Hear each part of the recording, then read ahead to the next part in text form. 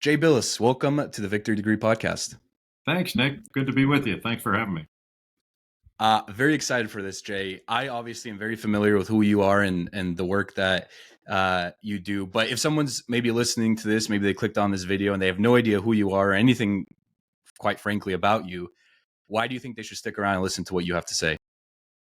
I'm not sure they should. I don't know that anything I have to say is that interesting. Um, that's an interesting question. Like I have a great job and I really enjoy it.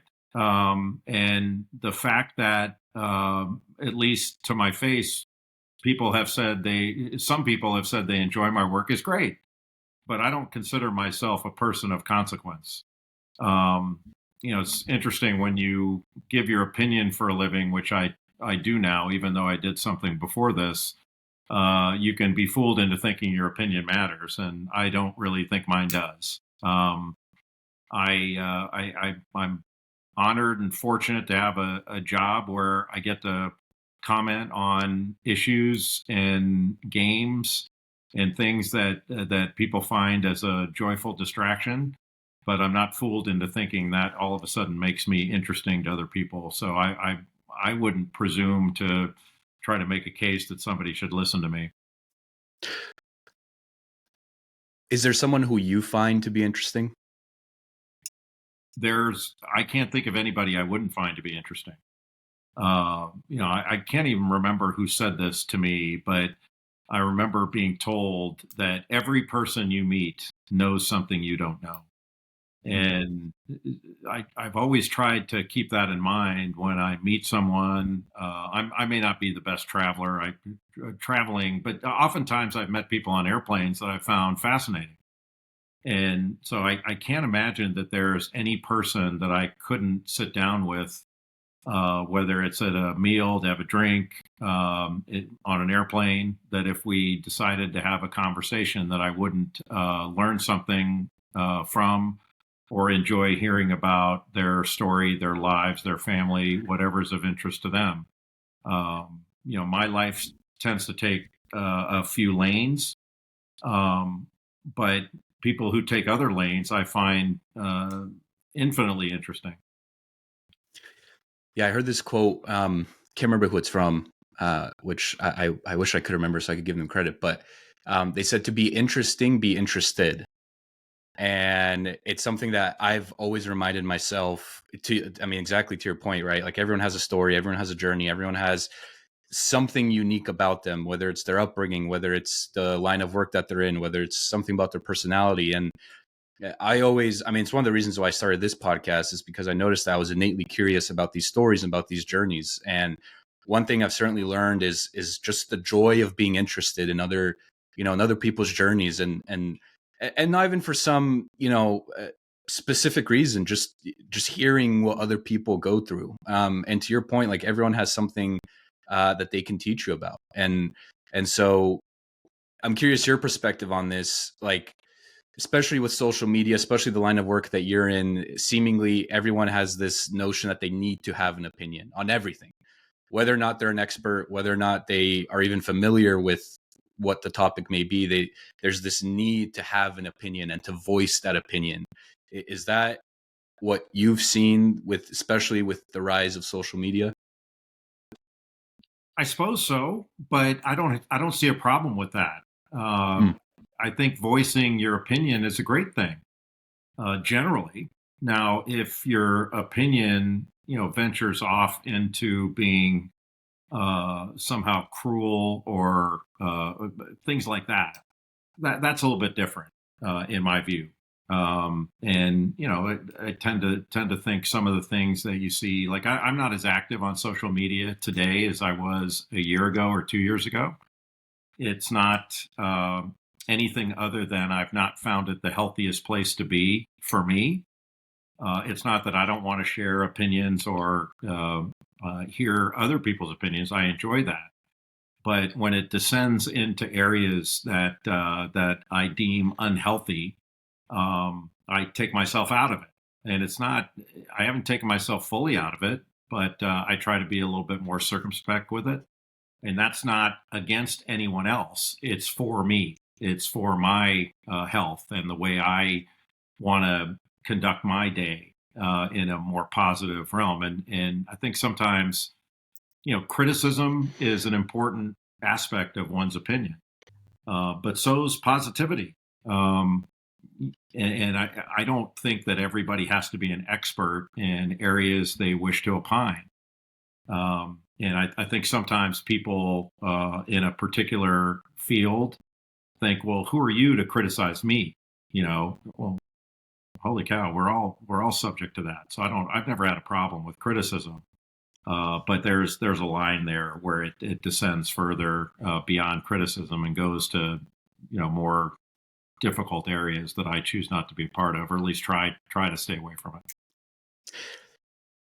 If you had a billboard, or if you could take out, some amount of space in the New York Times, or put out a social media post that everyone would see, and let me actually tailor this specifically to college athletes. What would your advice be to them on how to use social media and how to interact with social media? And I'll just say this: I've had numerous athletes on this podcast, and we've talked about the effects of social media, both on and off the field, and the comments that fans will say. And I've had athletes come on the podcast and say, "Oh, I've deleted, Twitter, Instagram, all the above, and I just don't even want to look. I don't even want to see what fans are saying." There are other athletes who have come on and said, "Oh no, I love it. Like I'll even interact with them and respond, and I'll go through all the comments and see what people are saying about me." So, if you could give advice specifically to college athletes on how to deal with social media, what would that advice be? That's a great question, Nick. I don't know that I know the answer. I think in a lot of ways, young people understand the medium better than old guys like me. I think I was really, in a lot of ways, lucky to grow up when I did, where I feel like I was a little bit more fully formed before I stepped into the realm of being criticized for what I do. And when I played in college, the criticism you took was from the crowd that you were playing in front of that night, or maybe from the newspaper or from talk radio. That was about it. Now it comes everywhere and comes to you on your phone. And uh, so I think it's a little bit different. And I think you have to be mentally stronger now than you had to be years ago in order to deal with it. So maybe for some people it hits them harder. I think this though hasn't changed.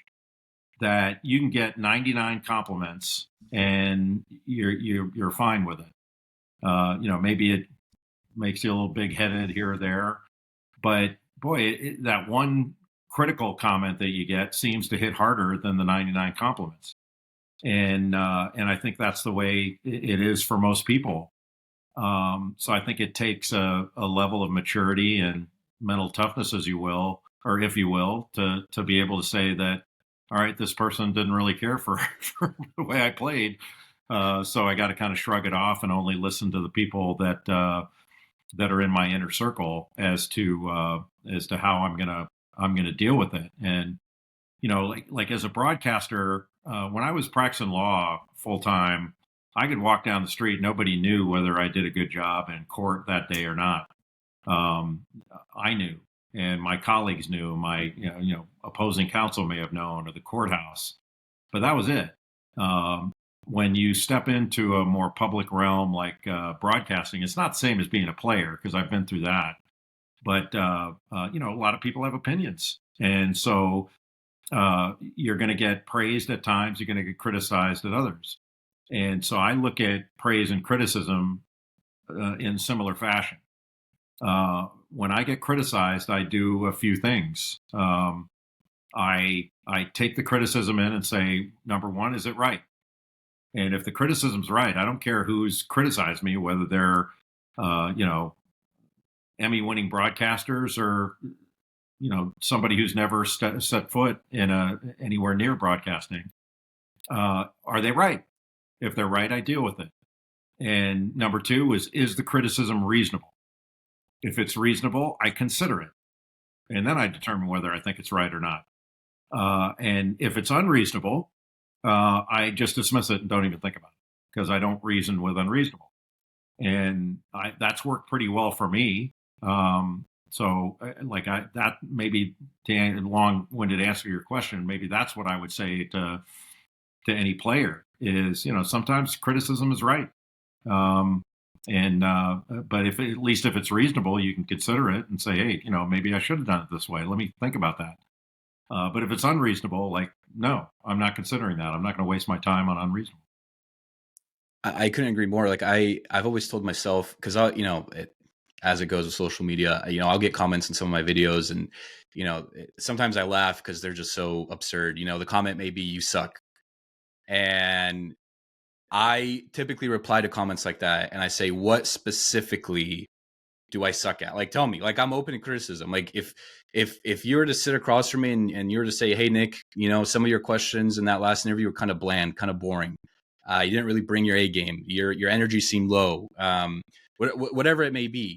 If it's specific criticism and it's constructive and it's something that I can actually use, right? Then it kind of elevates it to step two, which you were referring to, which is it true? Like, do I truly feel like my energy was low? Do I feel like I didn't do the best job? And if it is true, then then I'll go back to the drawing board and I'll say, okay, can I ask better questions? Can I conduct this interview in a better manner? But when people just go online and say, hey, you suck, or you're terrible, I, I mean, there's not much that I can do with that criticism. And even when I, sometimes scroll comments on X or Instagram, like a lot of the comments that fans leave on athletes, and their pages is like, you suck, or you were terrible, or why didn't you make this catch, or you suck at shooting. Like, it's very generic criticism that is not specific in any sense. So I don't know. Like, everything that you said, has worked for me. And then I think to kind of add to that, or maybe complement what you said, like, if it's not specific, I can't do anything with that. Like, I Well, yeah. can't use I mean, that. I agree. Like, so you suck is unreasonable. That's Exactly. I would put that in the unreasonable category. How are you going to answer Yeah. you suck? And now, if Right. that's a matter of taste, because some of us, like you and I, and at least in this endeavor, work in an industry where you can be technically sound at what you do, but people, maybe somebody doesn't care for you. You're not their cup of tea. That's fine. Certain things are a matter of taste. Hmm. I recently, my wife and I went to a Michelin star restaurant that every bite we had was delicious, but I needed to get something to eat after the meal. So I didn't care for it. Like, I would have chosen, if I could choose again, I would have chosen not to eat at this Michelin star restaurant. I can't say the food wasn't delicious. It was, but I would have rather gone to a restaurant that wasn't rated in that way, where you could have what I would consider to be a more satisfying meal. Now, I'm not a chef, so am I not allowed to opine on that? It was my taste. That Michelin star restaurant didn't speak to me. And again, like, everything was beautifully presented. It was a wonderful experience, but it was five times as expensive as what I really wanted to eat that night. So, like, now I would not have said to the chef, "You suck." It was a wonderful experience. I would have preferred something different. Now, does that make me a bad guy? I don't know. Like, I paid for it. I loved it. I actually complimented everyone while we were there because they knocked it out of the park in that realm. It just wasn't my taste. Is that okay? Yeah, of course it's okay. So if somebody watches me on a broadcast and they prefer another broadcaster, I wouldn't argue with that. That's fine. Now, if they have something, now if it gets into a factual thing, because a lot of times in my job, what you may hear is a fan who thinks that you are biased against their team. And I know that to be factually inaccurate. I go to games, I do not care who wins. I don't. And it doesn't matter whether it's where I went to school or where my kids went to school. I don't care who wins. I do too many games. I don't care. Um, so when you hear that, and then, if you looked at some of the comments during or after games, you're going to have 50% that think you're biased against their team, and 50%, the other 50% thinks you're biased. Like, how could it be both? And one of the things I've said to people that are reasonable about it is, you say, so you had a rooting interest in the game, and So it was my mouth that was biased, not your ears. And, at least it makes people think. And oftentimes, like, I'm the same as most any fan. If I'm watching a football game or basketball game at home as a fan, and I hear somebody say something I disagree with, I might be at home saying, that's ridiculous. How dumb is that? And then you move on. It's the next play, and you even forget you had a disagreement. But now you write it down in real time, and it goes on social media. Like, I wouldn't look at that during the course of a game. I wouldn't want to know that. I wouldn't want anything coloring my perception of what I was doing. Now, if somebody were to say, you're mispronouncing this guy's name, and I'm getting something, well, of course I want to get that right. That's a factual issue. There's no dispute over that. And we actually did have that years ago. Dan Schulman and I, my broadcast partner, we laugh about that all the time. A player mid-season had changed the pronunciation of his name. So we had pronounced it one way for half the season on a really prominent top-ranked team. And then in one game, we were told by the SID, this is the way he prefers his name to be pronounced. And for like a week or two after that, we kept getting hit with, you're mispronouncing his name. And we're like, what are we supposed to do? Every time we say his name, we're supposed to say, no, this is the way he wants it. But those are tiny things that you just live with. It's not that big of a deal. I'm curious, Jay, because I'd argue you have been in the public eye for much of your life. I mean, starting at Duke as a player, and then as an assistant coach, and now as a broadcaster at ESPN. I'm curious, like, we've talked about how you deal with negative comments and just how you deal with, I guess, opinionated people. How do you think that's changed over the course of your career, starting at Duke as a player? Because I'm assuming back then, too, college campus, you hear about it. If you have a bad game, people come up to you and say, hey, what happened? So just how that's changed and how you've been able to deal with that, and kind of how you've evolved as a person throughout that journey. I think in anything you're going to mature and understand what's most important. And even when I was a player, what really mattered was what the people around me thought, that were with you every day. And again, it doesn't mean that an opinion that a fan held that didn't go to practice every day and wasn't at every game or all that, that opinion wasn't correct. Maybe it was. But when you're in a public medium, whether it's being a player, a coach, or a broadcaster, whatever it is, you're putting yourself out there for people to opine on you. That's their right. And that's the thing I meant about praise and criticism. Like, it's funny how we never question the motivation or the credentials of those that praise us. But when someone criticizes, then we're going, well, who are you to say that?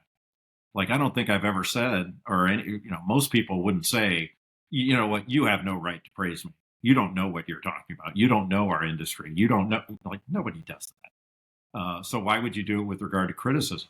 And, it gets back to the you suck thing.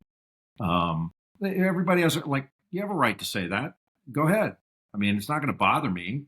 Would it have bothered me if I was 18 years old? Maybe, but I don't really care. I care what my colleagues think, what my bosses think, all that. That's really important. And, if the whole world was out there saying you suck, then maybe you'd go, hey, I might have a problem here. Maybe I do suck and maybe I need to do a better job. But I've not seen that. So I'm not going to respond to the few over the many, or half versus half. I don't know if that's answering the question, but things have changed. Things haven't changed in criticism. They've changed in how ubiquitous it is and how it's right at your fingertips. So like right now, you walk down the street and you've got all this stuff on your phone. It's in your face now. Could you imagine, like 40 years ago, walking down the street, and if everybody said out loud what they were, putting online, or on social media, that's kind of the equivalent of it. And so how much would you give? Because look, this does happen. we may be at a game somewhere and walk into the broadcast position at halftime or before the game, and somebody in the crowd yells out, "You suck." Okay, like that's not going to stop me from going to my broadcast position and doing the game. Why would I let something online or on a social media platform affect me if it's not going to affect me? Somebody yelling at 20 feet from me. Yeah, I mean, that's a good perspective. The reason I wanted to have this conversation about just negativity and negative comments is, again, and I'm sure you've seen it, but I've seen it a lot with athletes and just the impact of social media. And, to be fair, I wasn't, I was born in 97. So kind of right before the internet boom. And, I still remember the days of no social media and no iPhones. You would go outside and play and do all that stuff. And now seemingly everyone's indoors on their technology, and, times change and we kind of have to adapt and move forward. But I have seen it, have an impact on athletes, and just the way, again, some are better, like we talked about, some are better at handling it than others. And but I do think, and I don't want to get too far down this rabbit hole, but especially when it comes to, sports gambling now and kind of how relevant it is, and, fantasy sports, right? Like, you have all these different things that people are now latching onto um, as I guess almost mechanisms for posting negativity online. And it's a weird time, certainly. Like I said, I still remember the days, you wake up in the morning before school. I remember there were multiple days I'd be late to school because I'd be watching Sports Center Top 10, right? Like that would be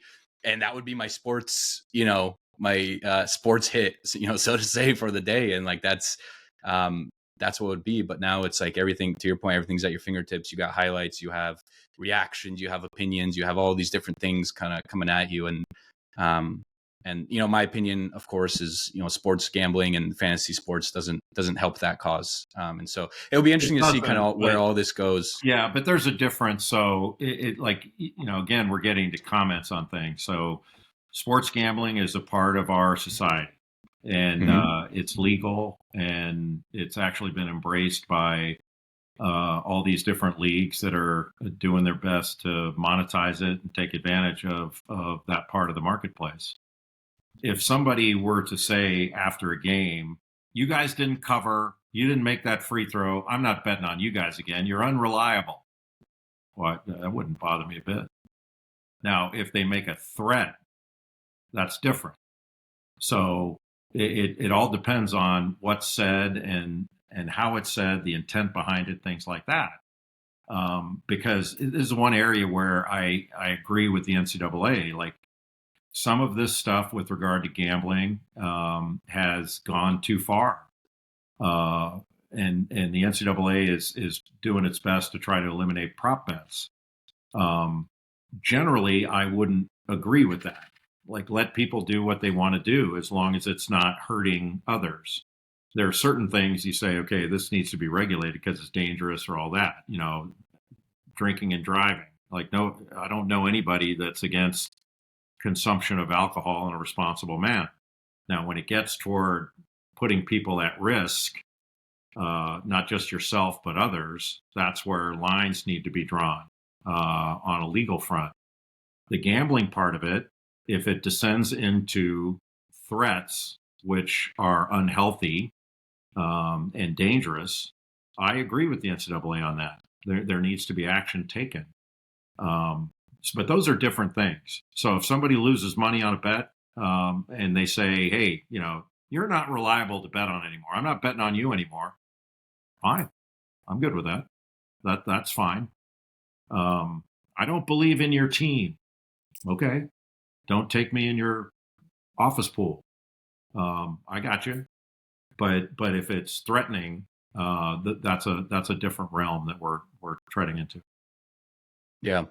Like I said, it'll be interesting to see over the next coming years kind of how all this plays out, and where it ends up going. Jay, I do want to get to your story and your journey, and I figured a good way to maybe start would be to ask, what do I and the audience need to know about young Jay to understand the man who's sitting in front of us here today? Hmm. I don't really know. I grew up in Southern California in an area called Rolling Hills. I was born in San Pedro, California, near the Port of Los Angeles, and but grew up in Rolling Hills. Really kind of nice, quiet area on a little peninsula. It's actually the furthest point in Southern California from a freeway. And it didn't take us that long to get to a freeway, but it was kind of nice to be on that little peninsula near kind of Torrance and Redondo Beach and Palos Verdes and all that. So in a lot of ways, it was an idyllic place to grow up. I was 5 minutes from the ocean, could get to any Southern California gym to play basketball in seemingly no time, close to Dodger Stadium and the Forum to go to Dodger and Laker games and see the Rams play, USC and UCLA, stuff like that.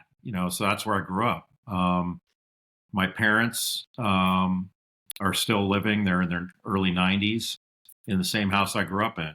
My dad was in the TV sales and service business. He had a TV shops that he would sell TVs, and then had a repair business and did really well. And my mom was a homemaker and had three siblings, two sisters and a brother, and had a terrific upbringing. But really didn't I really didn't kind of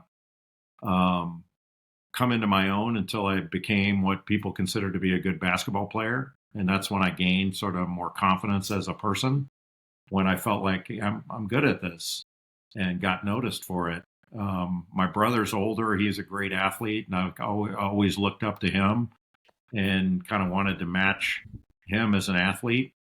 So that was sort of my goal, was to be as good as my brother. But when my mom was very interested in me being a well-rounded, cultured person. So I did a lot of things growing up that I did not want to do. I had to take, my mom put me in ballroom dance courses, and I actually became a competitive ballroom dancer as a kid, which I kept a profound secret. I didn't want anybody to know I was doing that because my mom made me do it. And she put me in, had me take speech and debate courses as I was going through school. And that was a really valuable thing. I didn't like it while I was doing it because none of my friends were doing it. But it turned out that those things were really important in my development. And turned out it wound up being really influential in what I chose to do later on for a living. Why basketball? I started playing basketball because my mom read, there was an ad in the local paper about a junior basketball league when I was in third grade, I think. And she wanted me out of the house. So she drove me up to the high school, and I tried out for the local league, the Rolling Hills Intermediate Basketball League. And after the tryout, I thought it was going to be like Little League, and they'd put me on, the Lakers or the Celtics, and you'd play every weekend up at the local high school. And I wound up getting selected to play on an all-star travel team it was called the conference team.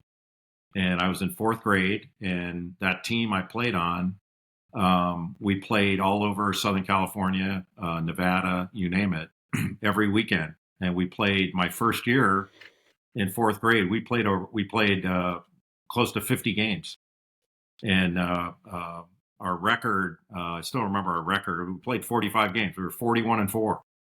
And so that same team, we played together with a couple of additions here or there of different players. We played together from fourth grade until we got to high school. And then that was the nucleus of my high school team. So we played together my high school team played together from fourth grade all the way through high school. And some of the best friends you could ever ask for.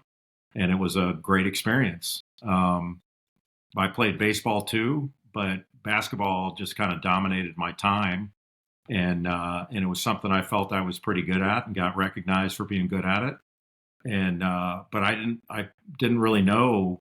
I knew I was pretty good, but I didn't really know how good.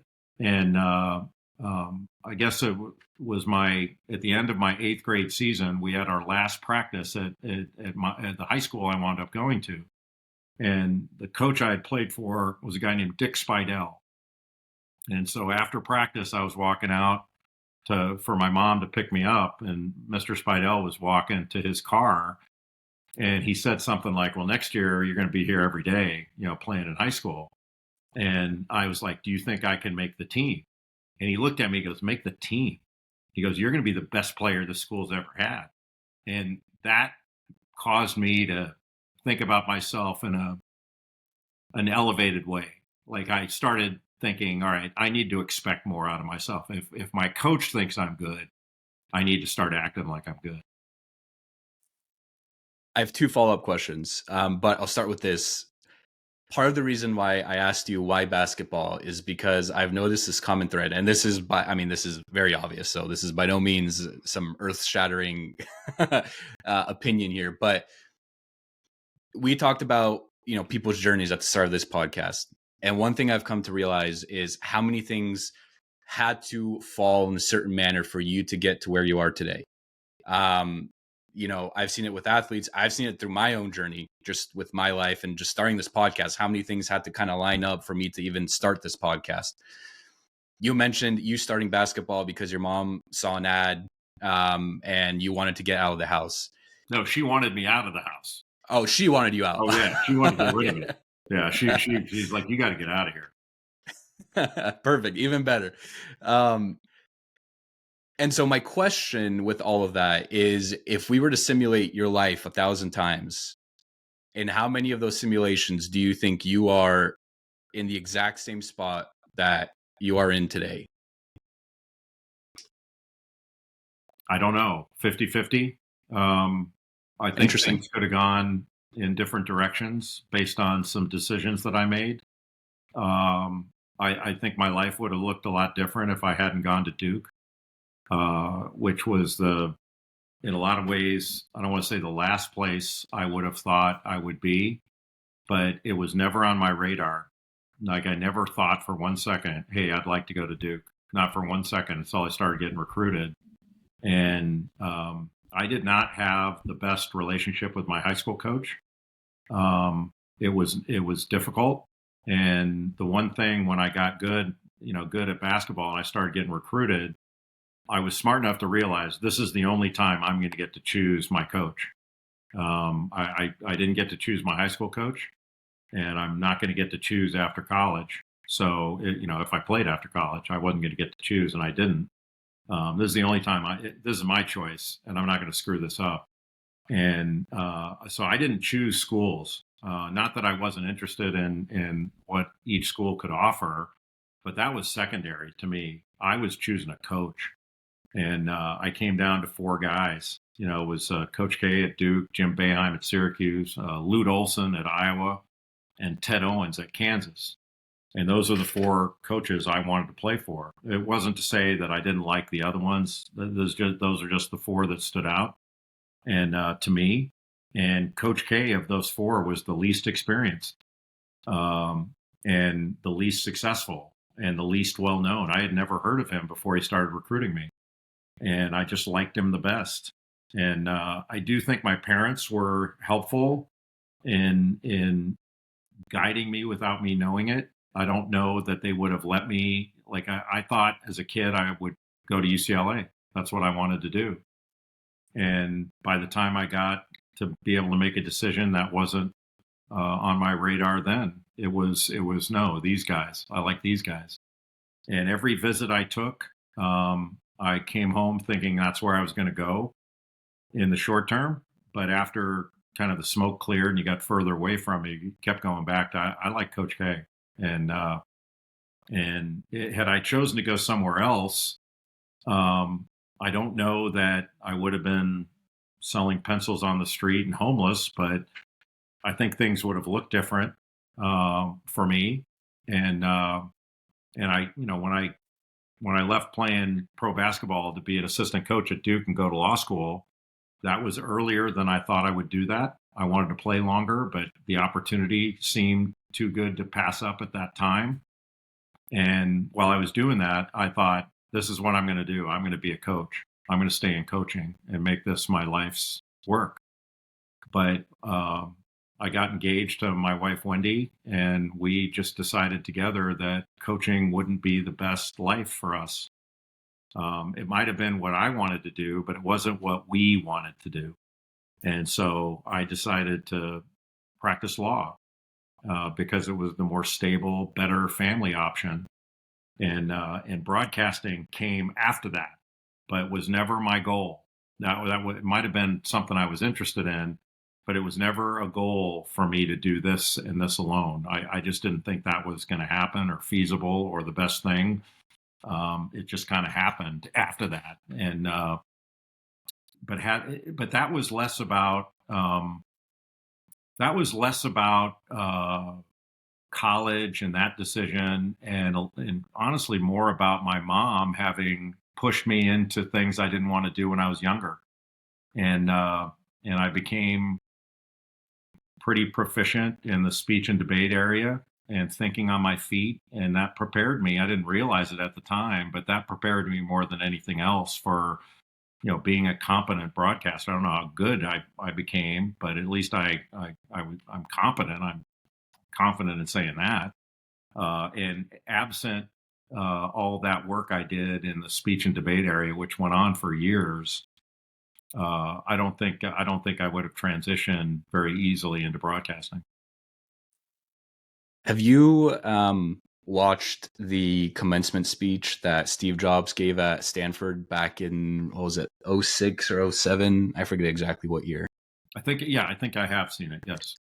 So in that speech, for those who haven't seen it, he talks about connecting the dots and how in his own career he didn't realize it, but he took a calligraphy course early on in his career. I think maybe as a student. I forget the exact details, but took a calligraphy course very early on, and then he started Apple. But he used the knowledge from the calligraphy course and how to create, beautiful fonts and design and all these things. And he talks at lengths about how how it helped him create Apple into this, very design oriented, beautiful, company with beautiful products. And he said, you may not realize it in the moment, but you are connecting the dots for some future situation that you may find yourself in. So when you were talking about, doing the speech and debate early on, and now you're a broadcaster, and certainly communication and speech and debate are very important for your role. It's interesting to see like how the dots have connected over the course of your career. Yeah, and I think that's true for most people, that you may not know it at the time when you're studying something. It may not be of particular interest to you at the time, but you're absorbing certain things that are going to be of benefit to you later. And that's why I think a liberal arts education is a really valuable thing. I'm a big believer in college and pursuing education beyond college. My law degree, I didn't expect to use it as a lawyer. I went to law school in on one hand to kind of appease my parents. They thought I should go to law school, but I didn't want to be a lawyer. That was never something that I was passionate about. But after being immersed in law school and then passing the bar exam and all that, I realized I can do this. Um, but I never thought, okay, well, I'm going to do this for a while, and then I didn't have that kind of vision or those kind of goals for myself. One of the questions that I have been asked over the, I'm 61 now, that I've been asked over the last 30 years, every once in a while somebody say, where do you see yourself in 10 years? And I never was able to answer that. I've never thought that way. I never looked 10 years out and said, this is where I want to be. I kind of do what's in front of me and try to do the best I can at it. And I think when I was younger, I don't remember exactly when this was, but my dad, who, neither one of my parents had the opportunity to go to college. And I remember my dad saying, hey, if you want a job, if you want another job, do the job you have. The best way to get another job is do the job you have. And he was a big believer in that. Like my dad, I don't think was, I haven't asked him this, but I would guess from knowing him for so long that he wouldn't take kindly to being called a multitasker. Like my dad did a lot of things in one day, but he didn't try to do two things at once. He did one thing and concentrated on what he was doing while he was doing it, and then when he was done, he moved on to the next thing and put all his attention to that. And, of all the lessons I learned from my dad, that was probably the best one is, kind of do the job and get the job done right and then move on, do the next thing. And you don't have to have a celebration when you're done or a pity party or whatever. Um, but he wasn't like trying to juggle a bunch of things at once. He put his mind to something, got it done. He might have had a long list of things he was going to do in a day, but he got the first thing done, then he got the second thing done, and then by the end of the day, he got a lot of things done. But he didn't look at it as multitasking. He was a very concentrated person, and that was sort of the lesson: was concentrate on what you're doing while you're doing it, and when you're done, move on to the next thing. I want to bring us back to something you said earlier, that your high school coach actually told you about being the best player on the team. Um, and I think it tugs at this idea of delusional self belief. And one example I brought up on the most recent podcast I did, but I had Kyle Sloter on the podcast. He's backup quarterback for the Vikings, and he had said during our interview, like, "Hey, 2 minutes left. My team needs a touchdown. And if you were to give me the option between choosing myself, Tom Brady, or Patrick Mahomes, I'm choosing myself 10 out of 10 times." And people listening to this may be like, "Well, no, I'm going to choose Brady. I'm going to choose Mahomes, or someone else." But just the amount of self belief that he has in himself, it is delusional to an extent, right? And I've heard this theme come up over and over again, whether it was Kobe or pick your favorite athlete. They had this belief in themselves that was so great that other people may have not even seen it, or other people certainly didn't believe in it as much as they did. So just speak to the importance of this delusional self-belief in general. Like, how important is it to success? I'm not sure I would use the word delusional, but what I would say is having confidence in yourself is a good thing. But where does your belief come from? In large measure, it comes from having worked really hard to be proficient at what you do, so that you're confident that I'm not only can I do this, I will do this. Um, but also, I think your belief comes from other people. And when I mentioned my junior coach that told me I was going to be the best player that my high school had ever had, I had never thought about that. That never occurred to me that could be in my future. So when you have people that believe in you, that's an elevating factor. It doesn't mean that your coaches can't tell you, hey, you're not doing as well as you should be doing if you did this, this, or this. Um, that's all important. But I think all of us need to have others, believe that we're capable for us to reach the heights that we can reach. It's not all one or the other. And like, to the point of like, well, I would choose me over Tom Brady or this person or that person. I wouldn't sit here in a broadcast context and say I would take me over Tony Romo or Bob Costas or all that. But I can't be those guys. So I have to do it and be me.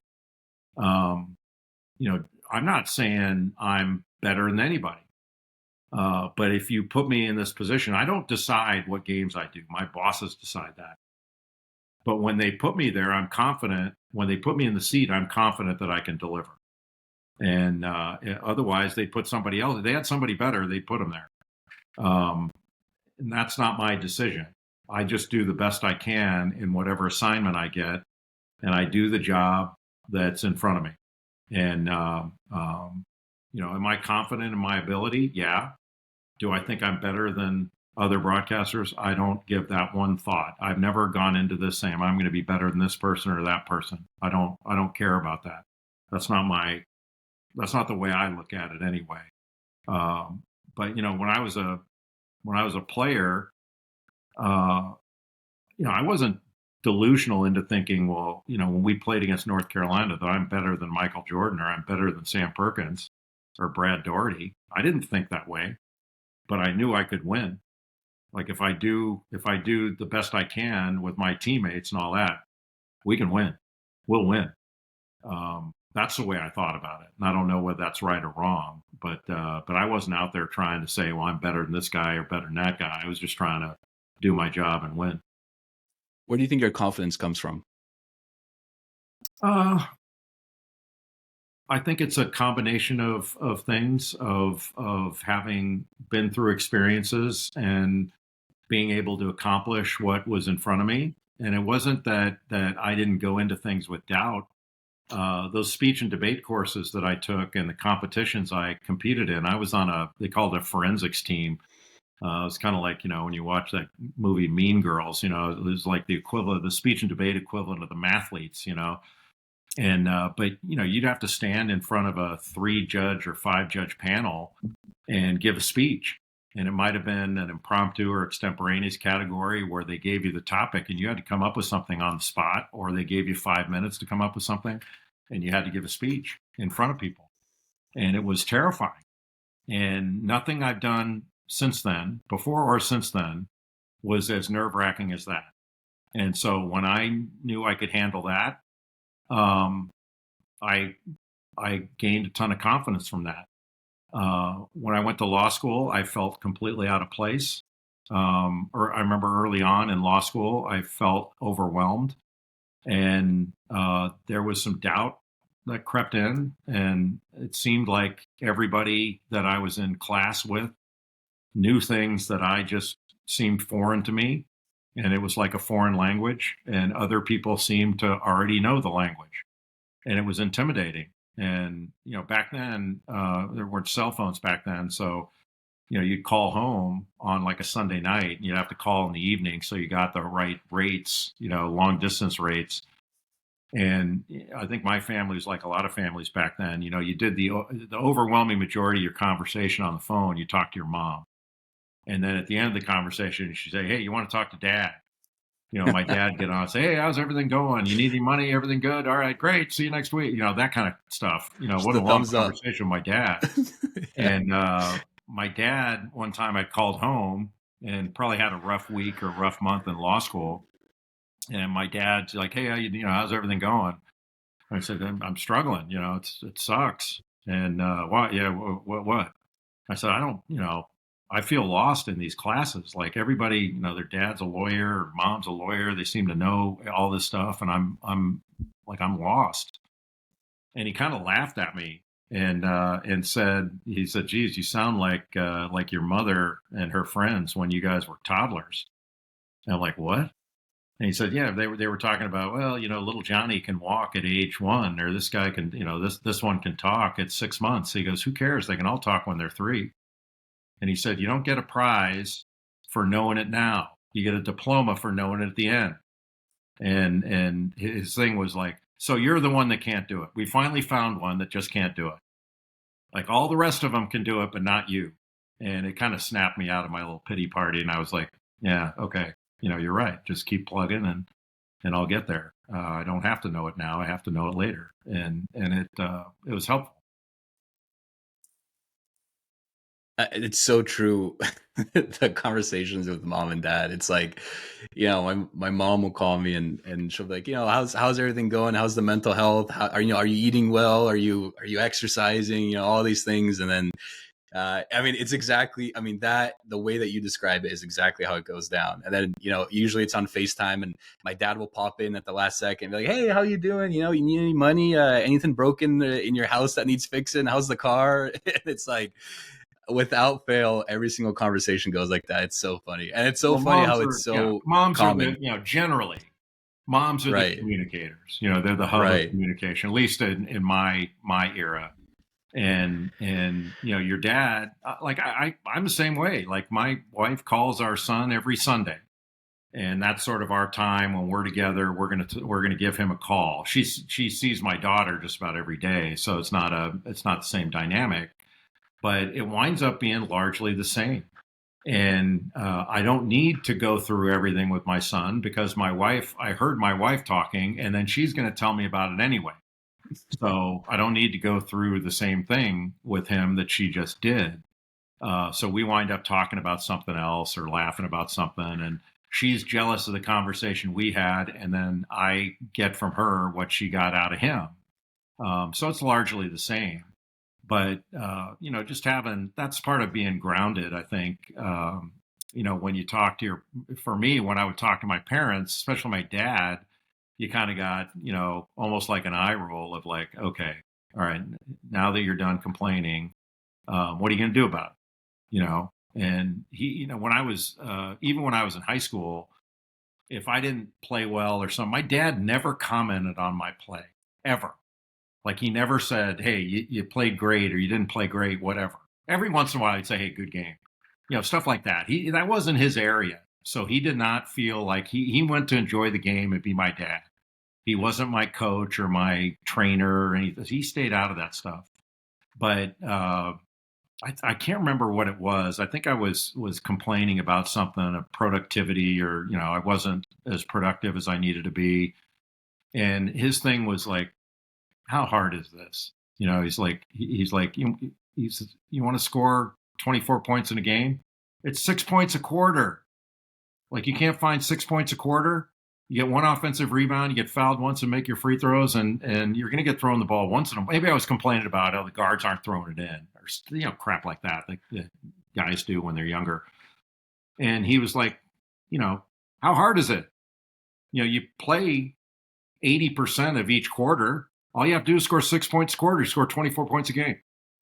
And then I started doing that. I started having like productivity goals per quarter. And all of a sudden my productivity went up. And I think when you have that from your parents, kind of a no nonsense approach to that, it can be really helpful. It can be, if he were chiming in every 5 seconds, I would have turned it off. I wouldn't have listened to it. But because he picked his spots, it could be really helpful. Jay, I wanted to ask you, so you mentioned when you picked Duke, right? Coach K, you weren't really familiar with Coach K, kind of this unknown coach at the time at Duke. And then you play for him or under him for 4 years, and then you're his assistant coach for 3 years. I'm curious both the relationship that you developed with him over that time and kind of how it shifted from, all right, I'm a player and now I'm an assistant coach, working with him, and then also how you saw him change over those years. I think what I saw was a depth of preparation that I didn't see as a player. I knew we were really prepared, but he was really good about not overburdening us with too much. Here's what's important. Here's what we need to concentrate on. But then when I became an assistant, I saw how in depth we got and how far we dug down. He didn't burden us with that when we were players. So I learned a completely different way of preparing and way of looking at the game. So it was a great education. I think our relationship, your relationship with anyone is going to change over time. I went from being kind of a soldier to being, a junior officer, if you will, if we want to put it in a military context. He was still the general, but I went from buck private, to rising up the ranks as a player. But then as an assistant, then you're in all the meetings, and I learned more in a different context, and more on not a peer level, because I've never reached his level, but the relationship matured in that way, and I became more confident as I got older. And then when I got into broadcasting, I still talk to Coach K all the time, but our relationship is different now. He's still one of the great things about having played for him when I did, because he's like probably 17 years older than me, 16 years older, something like that. So he was really young at the time when I played for him. But I've had his friendship and mentorship and counsel for 40 plus years now. And that's been how lucky is that? Like the guys that played for him late, whether it's Paolo Banchero or name some, like they played for a better coach than I did. Like Coach K was a better coach at age 65 than he was at age 35. You would expect that, I guess. But there's no jealousy there. They should be jealous of me that I've had him in my life longer than they have or will have, unless he lives to be 150, which he could. Who knows? I mean, he's done everything else at a different level, so why not that? But um, I've never taken that for granted. That he's always been there to give advice and counsel, and still, mentorship. If it weren't for Coach K, um, I would not have gone to law school. I would not have. I probably would not have gotten into broadcasting. Um, I may have had an interest in this. Like this, I find really interesting. I don't know anybody who's listening will, but I do. So when I was in high school and started to get good at basketball and start getting attention, you start maybe the LA Times or local paper is going to write an article on you. And back then, one of the questions that I got asked a lot is, what do you want to do after basketball? And I did not have a good answer. I didn't have a goal like that. And so because I'd done the speech and debate stuff and all that, I said a couple times, maybe broadcasting. I didn't know. I had no idea. I just said it because some other athletes at that time, whether it was Don Drysdale or Frank Gifford or stuff like that, had become broadcasters that had gone from being athlete to broadcaster. So little did I know, when I was being recruited, the coaches that were recruiting me would read these articles, and then they would start pitching me on, hey, we've got a communications program, or we can do this, we can do that, and help you here.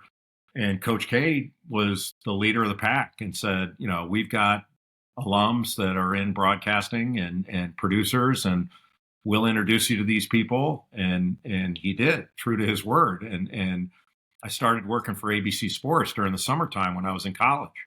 I was a production assistant, kind of a runner. And so I started doing really big events. I did the PGA Championship at Riviera Country Club in '83. I did the Summer Olympics in LA, Monday Night Baseball. I did bowling events with Chris Schenkel and Nelson Burton Jr., stuff like that. And I started gaining an interest in broadcasting and working in it and making contacts. And he really helped me. And if it weren't for that, I don't think this ever would have happened. He thought of me and us, not just me, but all of us, in a broader context that went beyond basketball. So how can I help you get where you want to be? And if it weren't for him, I don't know that this broadcast thing would have worked out the way it did. And in fact, I'm pretty sure it wouldn't have. Maybe a little bit of a fun question here. If all of Coach K's wisdom, all his teachings, everything was erased, right? Blank slate. But you had the power to keep one piece of wisdom, one piece of advice, whatever you choose from Coach K. What would that be and why? I think it would have been on the preparation side. Like, he's relentless in preparing for whatever he's going to do. It doesn't go just to games or practices or that. It goes to kind of everything he does. And in that regard, he's a lot like my dad. I tend to think if my dad had the opportunities I've had, he would have done more with them. My father was a relentless worker, relentless. I don't know that I am. I think I work hard. I wouldn't put myself in his class.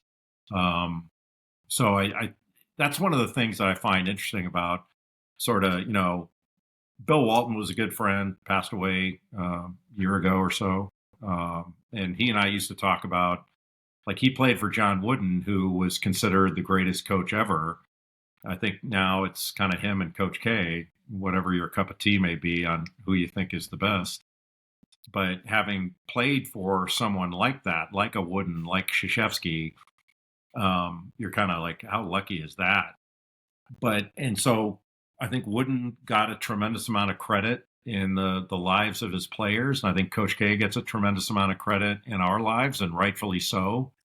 But one thing that sometimes gets overshadowed is how important other people have been. That, it wasn't like Wooden took a a meaningless ball of clay in Bill Walton and just took it from nothing to something. And same thing with Coach K and all of us. Our parents, our teachers. I wouldn't be anywhere without a teacher that I had named Billy Kramer, who was a forensic speech and debate drama teacher. And he was as important as any coach or mentor I've ever had. Same thing with my dad. You don't have that. I'm not sure Coach K could have taken and done anything with what I would have been without my dad. So it's a heck of a lot more than just that. As profound an influence as that was, it wasn't the only one. Yeah, I mean, it goes back to, what has sort of ended up being the theme of this podcast is just the twists and turns that your life takes you on, and the journey, and the unforeseen twists and turns that come up as well, and the mentors and the coaches and the people in your life that in the moment, may even seem unimportant, right? In some certain moments, but they end up being some of the biggest influences on your life when you look back. It's interesting how this whole life thing works. And I'm sure if, you alluded to earlier, if I would have told you, 20 years ago, hey, you'd be in this position now, you'd be like, you're crazy. I Like, wouldn't believe it. No. Right. Like, it just wouldn't. So it's, life is a mysterious thing, but I think that's what makes it so exciting to wake up every single day. Cause you're like, who knows what could happen today?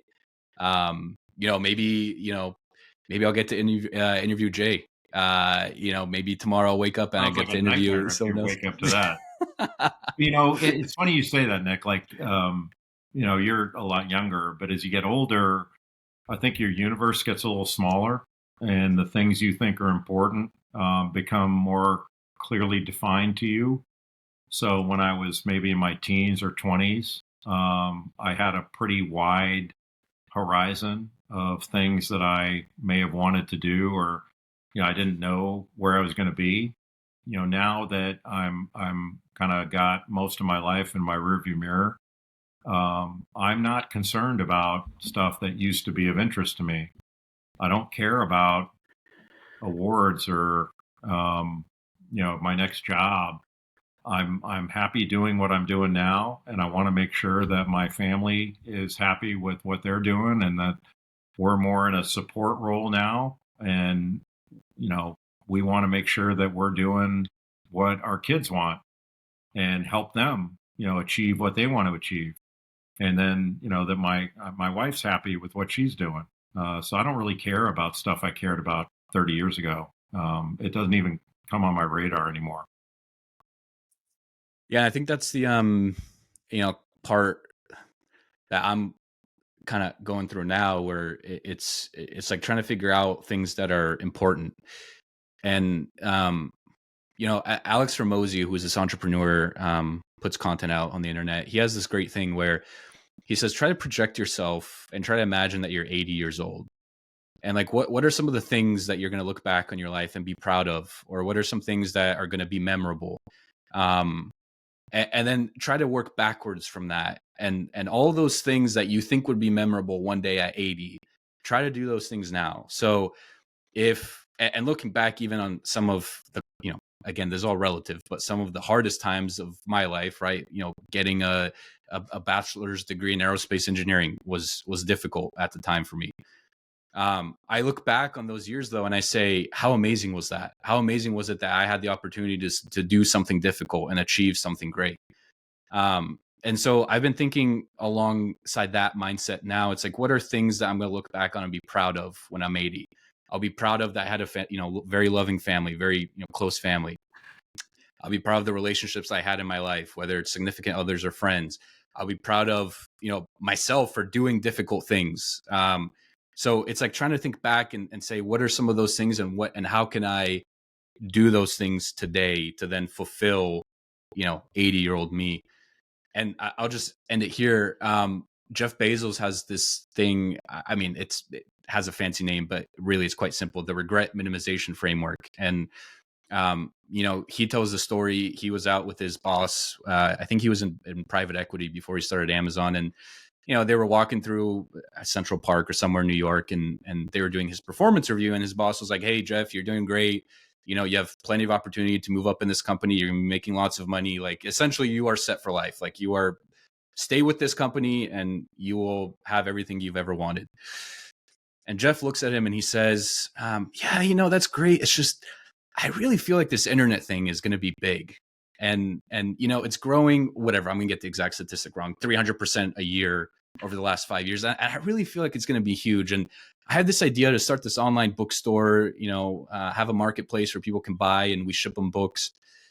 And his boss looks at him and he's like, basically, you're crazy. But then Jeff says, in that moment, I thought about, what would 80-year-old me regret more? Would I regret staying at this company and not starting Amazon, or would I regret starting Amazon? And in that moment, he decided for himself, he was like, I would regret staying at the company and not taking a shot on the internet and starting this online bookstore. And that's why he started Amazon. I mean, for obviously there are other various reasons, but that was the framework that he used. So I don't know, like those are some things I try to keep in mind. It's like, what am I going to regret one day, or regret doing or not doing? And then I just try to avoid regret as much as possible. Because I honestly think regret is the worst emotion to have. Even when I look back on some of my decisions, it's like, fear you can get over, difficult, but you can fight through it. But regret, man, like that sticks with you for years. Yeah, I mean, I think it depends on how you look at it. I agree, regret, but if you make an informed decision and it doesn't work out, you're going to carry that sort of regret forever. I mean, it was a decision, and you did the best you could at the time.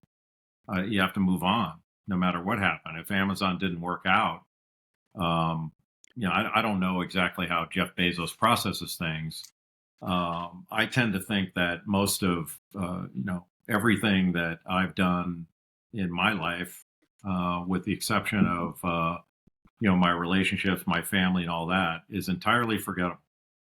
Like, nobody's going to care after I'm gone. One thing I did, nobody's going to care, and nobody's going to remember it. Like, that's why when you get these questions about what do you want your legacy to be, like, I don't think about that. I don't even know what that means. I'm not important enough to have a legacy.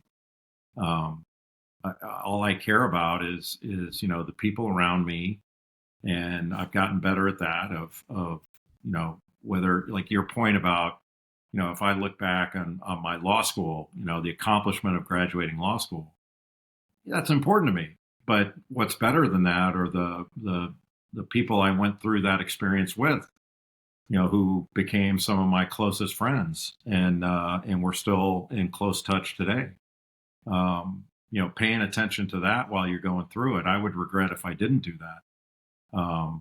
And now, like, I can't repay all the people that helped me. There's no way I can repay that.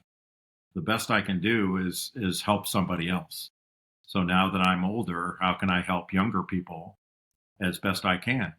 And that's what I try to do. It's not like I wake up every morning going, who am I going to help today? But I'm open to helping when I can, as much as I can. But I don't worry about the regret part. I get what you're saying. Like, I have thought about, start at the end. Like, what do you want out of this? I don't care how I'm considered. Like, if you get some award that's going to put your name on a wall somewhere, you really think people are going to stop there and find you or find my name? I don't think they are, and I don't think they care. But what I care about are the people I'm with now, and how do I best, kind of serve those relationships.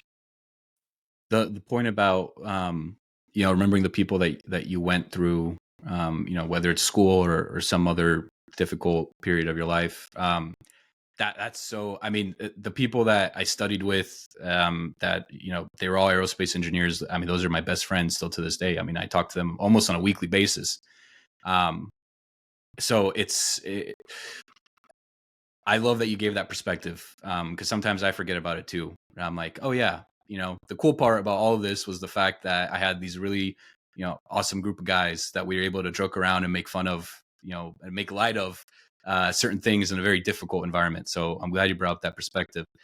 Jay, I want to be respectful of your time. You've already given us an hour and 10 minutes, but I would do a disservice to my friends and the people of the internet if I didn't ask you certain questions. Yeah, go ahead. So we'll run through this list. We can do it kind of rapid fire, but these are questions either from my friends or from Reddit. So I posted on Reddit that was having you on the podcast. And so these are some, I guess, quote unquote fan questions. So first question comes from Khaled. And he asks if the NIL has killed Cinderella teams in the NCAA tournament. The answer is no. 2 years ago, Florida Atlantic, San Diego State were in the Final Four. And the narrative at that time was the world is flat. Everybody can compete now.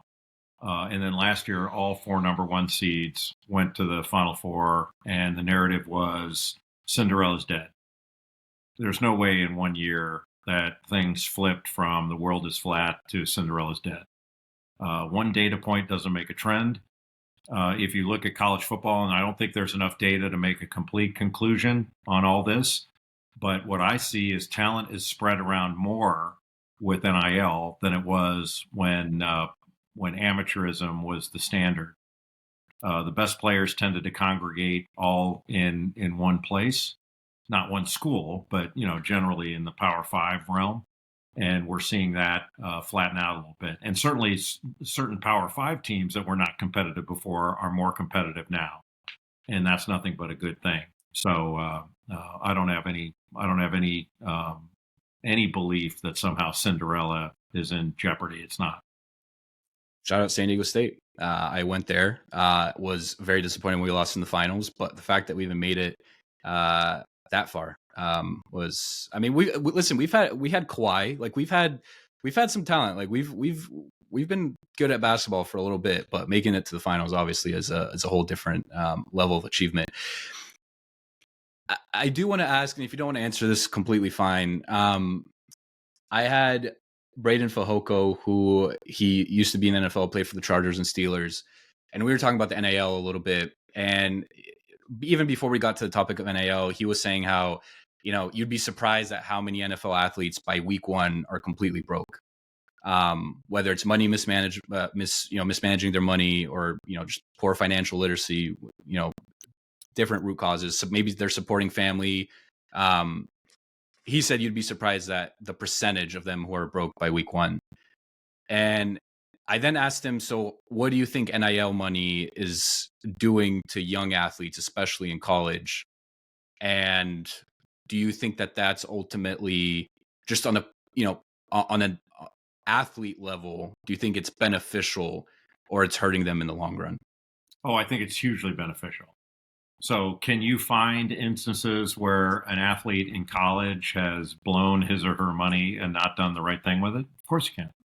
But the overwhelming majority are making really good decisions, and they're becoming more financially literate. They're learning more, and they're learning more about money in an environment where they've got support around them. In my time around institutions of higher learning, the experts that you have on campus are more than willing to help you if you're open to the help. And what better environment could you have to gain that kind of perspective than when you're in college? So I think it's nothing but a good thing. And I just can't imagine how, we think, well, we don't want the precious few to make a mistake, therefore nobody's allowed it. That doesn't make any sense. That's like saying, well, if we allow college athletes to drive cars, some of them are going to get in car accidents. And some of them are going to let their insurance lapse, and they're going to drive on a suspended license.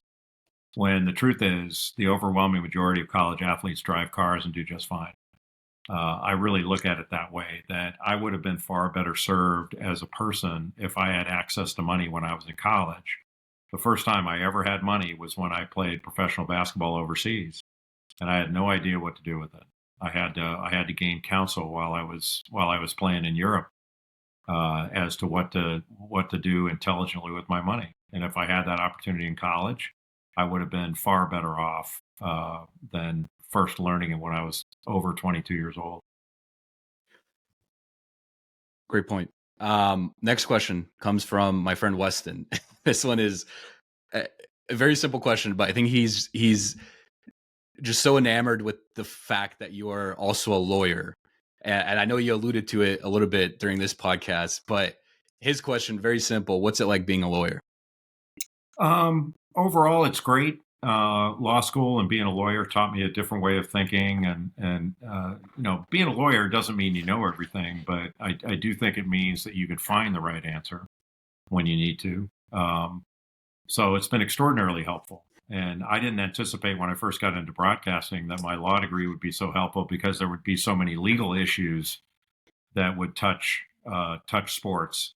So that's right in my wheelhouse, and I could certainly be of more value there as a result of my training. But being a broadcaster who's also a lawyer is a hell of a lot better than being a lawyer who broadcasts on the side. I enjoy the broadcast work more than being a lawyer. The next couple questions come from Evan. He asks, best Duke team of all time.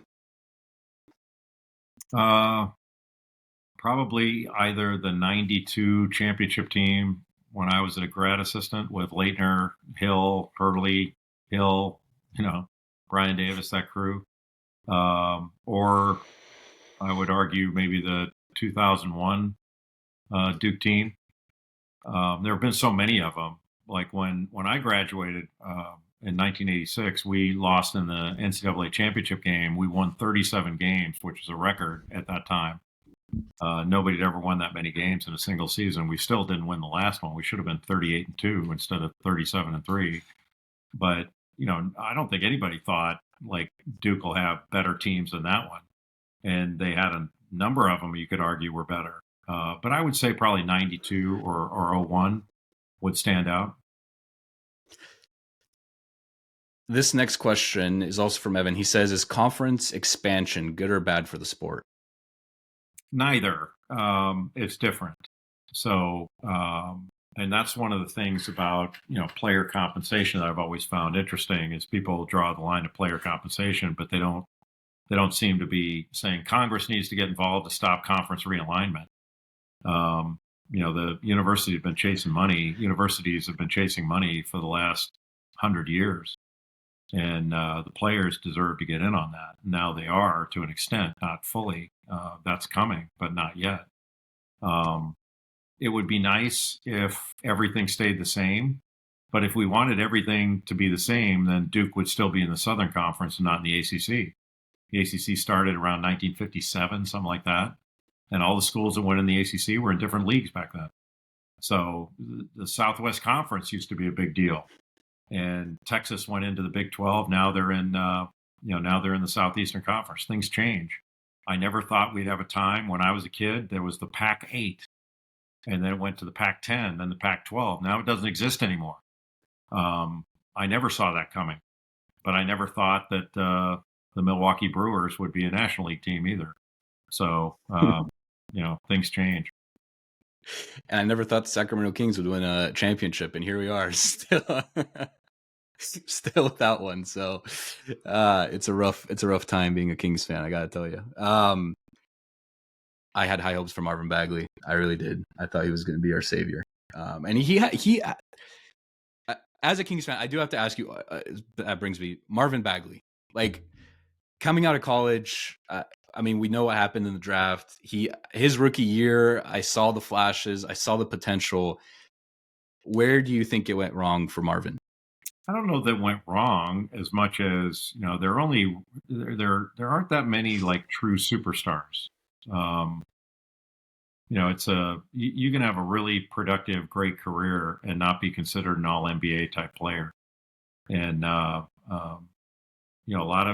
sometimes it depends on where you go. Do you get injured? All that stuff.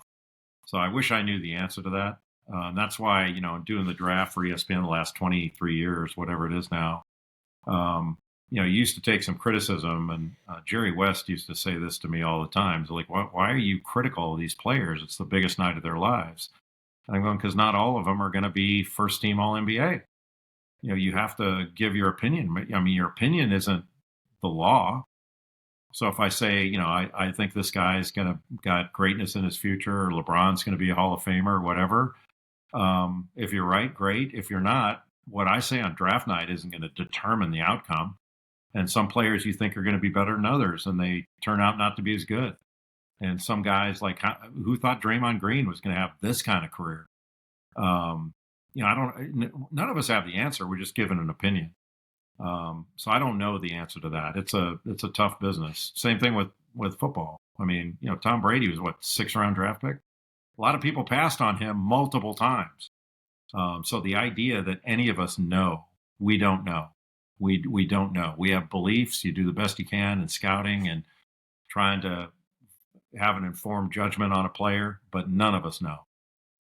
How important do you think the destination is for the development of a player? And when I say destination, I mean, it could be team fit, it could be team culture, right? There's a bunch of different variables, but just in terms of destination, and I'll just say this. I had Deshaun Kaiser on the podcast, Cleveland Browns quarterback, drafted out of Notre Dame, all the potential in the world. He goes to a Browns organization who at the time, and he has admitted to this, not the best in terms of coaching, in terms of culture, just right, not the best for his development. And so he has said openly, like, hey, if I get drafted to a different team, maybe I have, a Hall of Fame type career. Just your thoughts generally on the importance of destination for players. It can be really important. You have players that in their first go around somewhere, it doesn't work out. They get washed out and go somewhere else and kill it and crush it at their next destination. I don't know the rhyme or reason of it, but it happens all the time in every sport. You have players that you don't expect as much out of. They go to a certain place, things click for them, and they take off. Other players, it takes them longer. There's no timetable on it. I don't really know the answer to that. And that's why I think I think when I first started in doing the draft, it's funny when you give your opinion on television, I think your bosses want you to take a stand. It'd be kind of ridiculous if all of us stood up there and go, hey, really talented, no idea what's going to happen. We'll have to wait and see. Right. We said that on every pick. People would go, really? That's not a real satisfying thing in the moment. But I think the longer you do it, the more you realize, all right, here's my judgment. And I've had times where I said, this is a terrible pick. This guy's he's not an NBA player. That's happened a couple times. And, at times you kind of feel bad about saying it, but you're going, you have to. I feel like you have to, or at least I have to, when it's warranted. But again, it's just an opinion. It's not a weight that goes on their shoulders that they have to start behind the crowd. So it's up to them, not us. But I wish I knew the answer to all these things. I just don't. That's why nobody is going to remember us. Nobody will remember our little, like, kind of our commentary. Doesn't matter. All that matters is what the players do, the championships they win, all that stuff. The other stuff is just background noise, and it's great in the moment, but it's not gonna. They're not gonna carve our words into stone anywhere. It doesn't matter. I just think it's also fascinating, and for me, like draft night is one of the more fascinating. Both NBA and NFL, those are kind of my two main sports, but draft night is like one of the more fascinating sports events for me in the year. And that's naturally how I gravitated towards you and obviously watching you on TV. It's just so fascinating trying to predict and, analyze fit with certain players and, whether or not they'll get playing time at the start. Maybe they'll have to sit behind someone for some time. And it's also like, I even think back to like the Bagley versus Luka, right? Like in that draft, you hear reports, Vlade Divac is getting dinner with Luka's family, and all reports indicating that they were going to take Luka and all these things, and then they take Bagley. And then you think back, well, if the Kings had taken Luka, like what would have that looked like with Fox? And it's fascinating. And like you think about my parents are from Serbia, so naturally we're huge Jokic fans. But I mean, talk about a guy drafted in the second round, famously during a Taco Bell commercial, Mm-hmm. um, ends up being the MVP of the league and arguably right now the best player in the league. Talk about a guy that nobody saw coming, but like even with him, it's like, oh, what if he gets drafted by the Nets or the Knicks or some other organization, or so just all these factors that contribute to these players succeeding at the level that they do is also fascinating to me.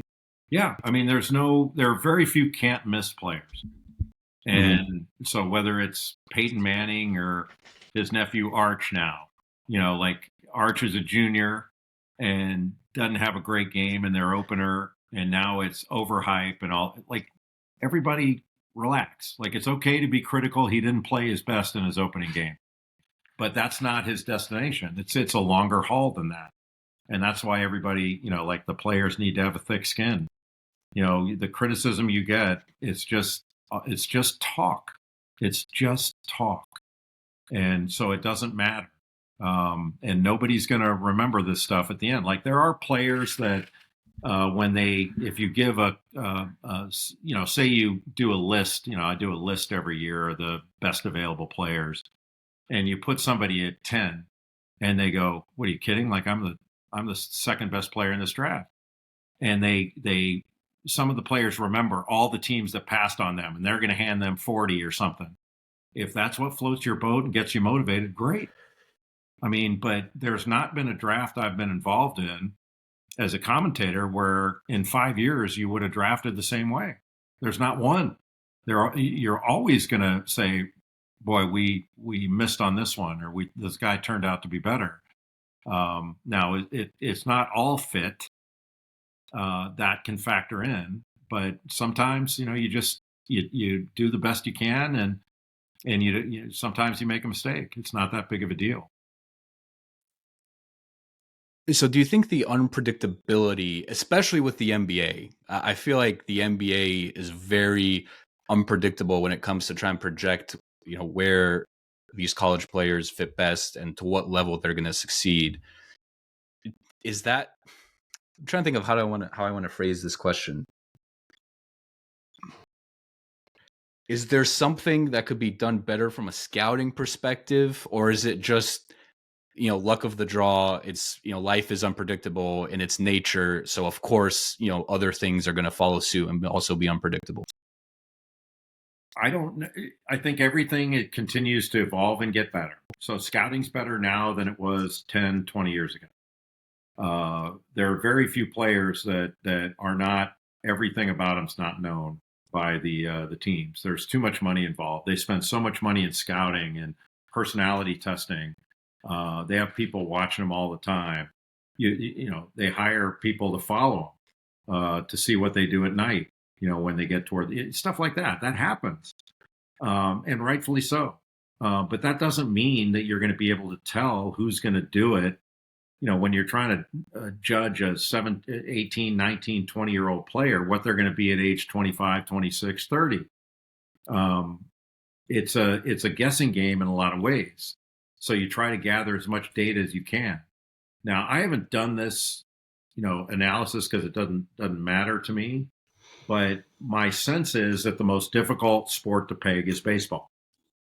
That you see the biggest spread from draft spot to accomplishment in baseball. Football has the longest time period to look at a prospect of any pro sport that I know, at least certainly the major sports. And they get it wrong all the time. Now, not constantly, otherwise none of the franchises would just be like flipping a coin. They make really good decisions, but they get them wrong having more time. Now, basketball, the timelines change. So most of your most talented players are coming into the league at age 18 or 19. And so you don't get as long to evaluate them as they do in football. So, there are going to be mistakes. But by and large, I think the NBA teams do an unbelievable job of scouting. And you can scout a player and say, hey, like if you draft 8th, you can nail it on the top 7 guys. What you really have to do is nail it on the 8th one. and get the best player available at 8. And sometimes somebody makes a mistake at 6, and you get a better prospect at 8 because somebody made a mistake in front of you.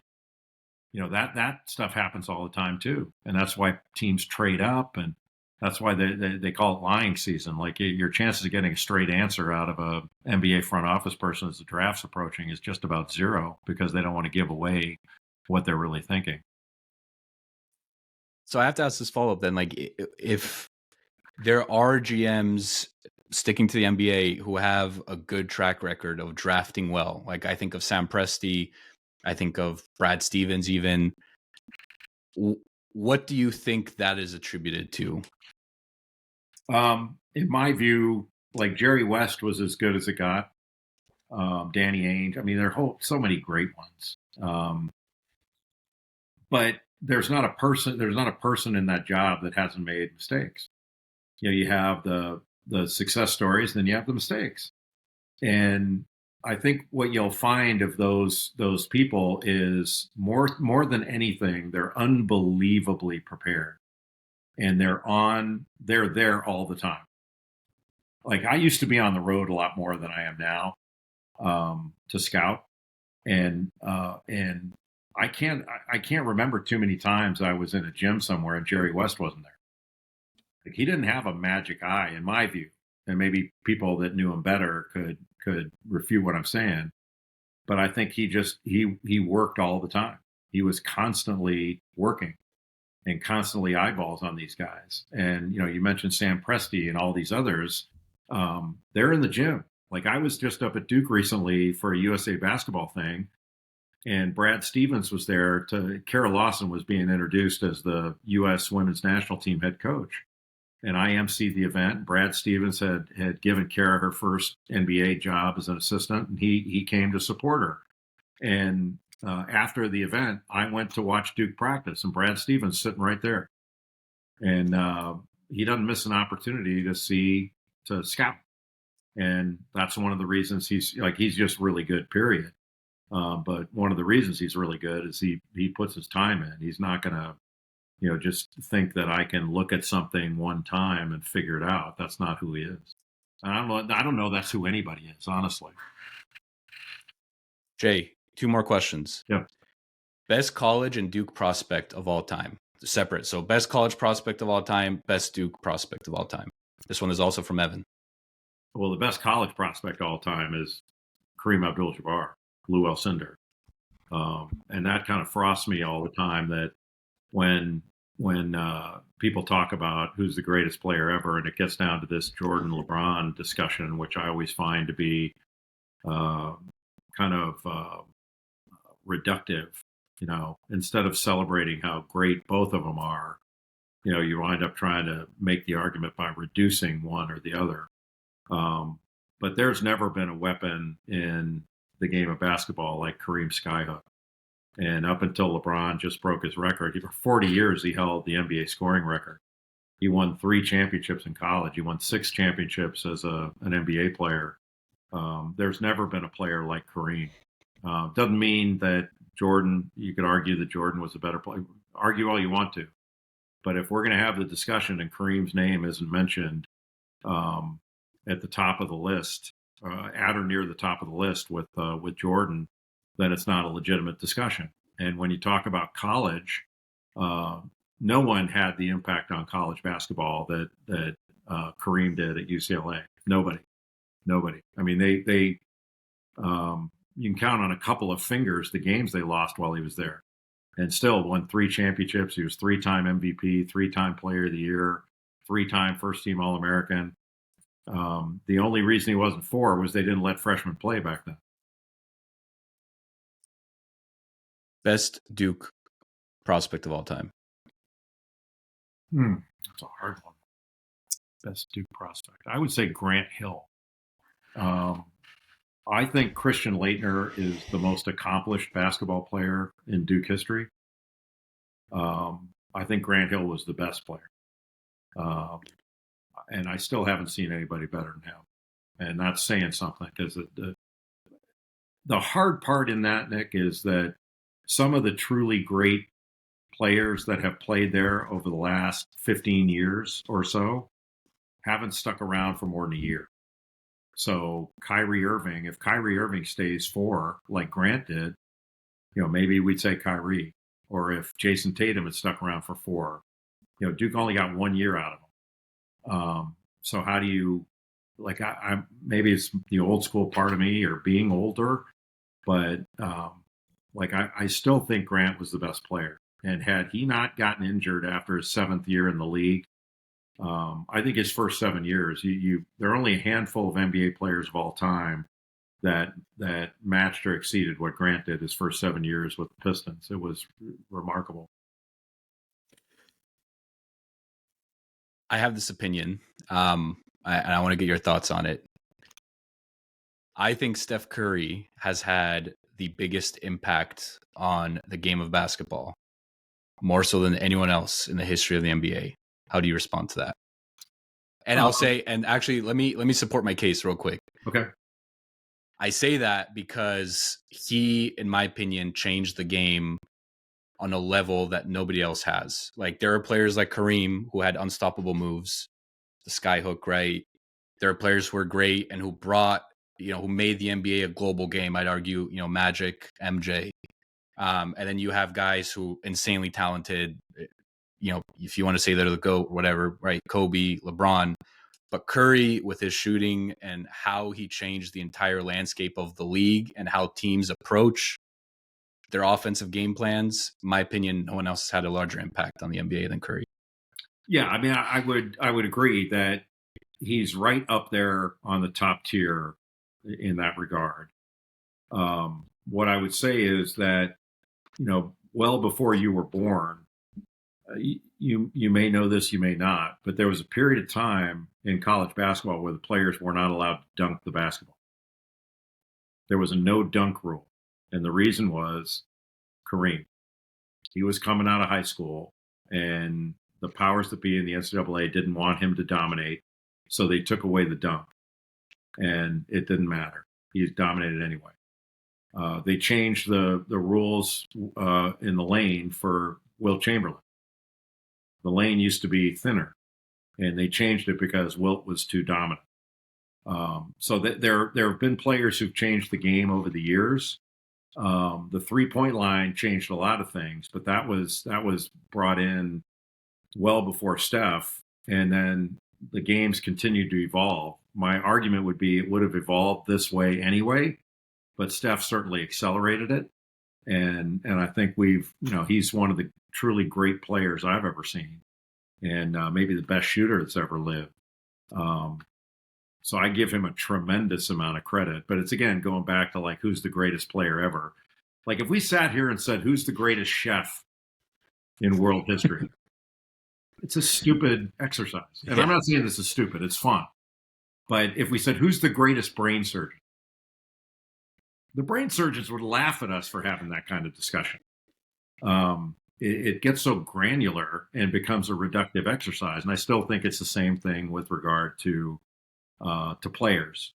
Like, great is great, and these guys would be great in any era.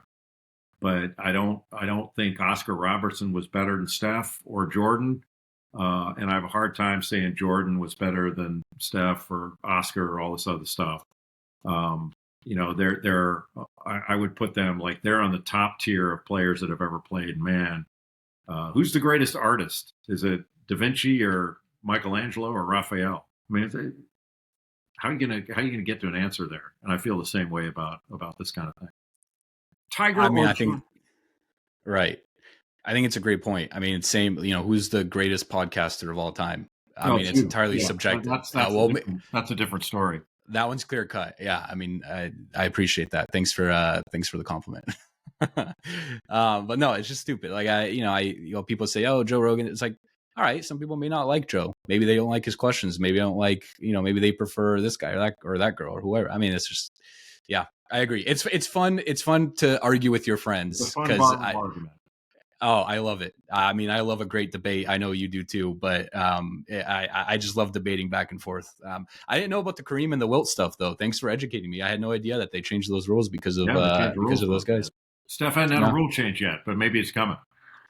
Yeah, maybe. Jay, I got one last question from a Yeah. fan, and then we'll end it with this one question that I think is going to do a good job of kind of wrapping up this entire interview. It's really not a question; it's more of a statement. And it says, "Love hearing Jay talk about Len bias." So, if you could talk a little bit about Len and just, I guess maybe who he was, because some people may not be familiar with the story of Len bias, and then Len just Bias wherever was you want my to take year it. in school. So he would be 61 years old right now.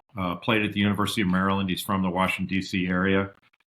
He was the player of the year in college basketball in the ACC and first team All American in 84, 85, 86. He was what I consider to be the direct counterpart to Michael Jordan. He was Superman. And he died either the day or 2 days after the NBA draft in 1986. He was taken second overall behind Brad Daugherty of North Carolina to the Boston Celtics. And he died of a cocaine overdose a day later or so. And it was the equivalent for my generation to my parents, the Kennedy assassination. Everybody knew where they were when they heard Len Bias had died.